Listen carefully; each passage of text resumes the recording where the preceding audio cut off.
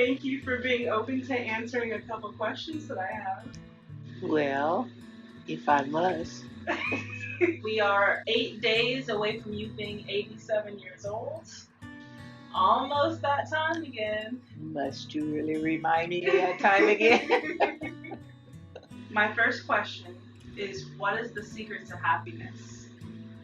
Just by doing things that make you happy, I guess.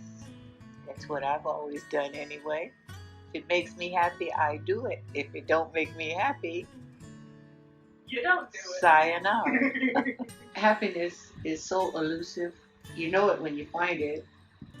And you kind of want to stay in it, because we all want to be happy. Whether you're doing something that you love that makes you happy, or you're with someone that you love that makes you happy, it's kind of like a nice, quiet, relaxed feeling. How would you say that love feels? Love feels comfortable. You're comfortable with that person no matter what you're doing. It's like a second nature, like you like having that person around you. What is the secret to marriage? Oh my. Well, let's see. My marriage lasted for 33 years to the same man, and I'd do another 33 years if I had it to give to him. So, what made that marriage last? We understood each other. We loved each other. We had children together that we had to raise and take care of. And our lives just mingled together. Do you have any advice on how to keep a marriage healthy?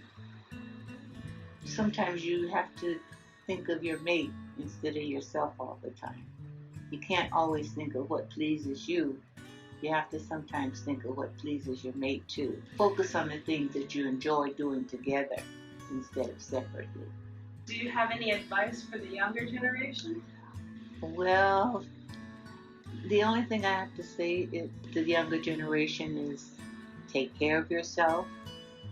Be careful how you live your life. It's a really dangerous old world out there that we live in today, what with viruses and bad people and criminals and all that stuff. So, try to live your life and stay safe, and those that you love safe. If you were to predict, how will the world end? Well, I know the world is going to end, so that's already been predicted. Yeah. Will it be aliens? Will it be robots? Will it be the computer? Or will we destroy ourselves? Well, I think the good Lord will just get tired of dealing with all these us crazy people. When God has had enough, we've all had it. So in your almost 87 years on this planet, yes, what would you say is the closest to magic you've ever found? The closest to magic?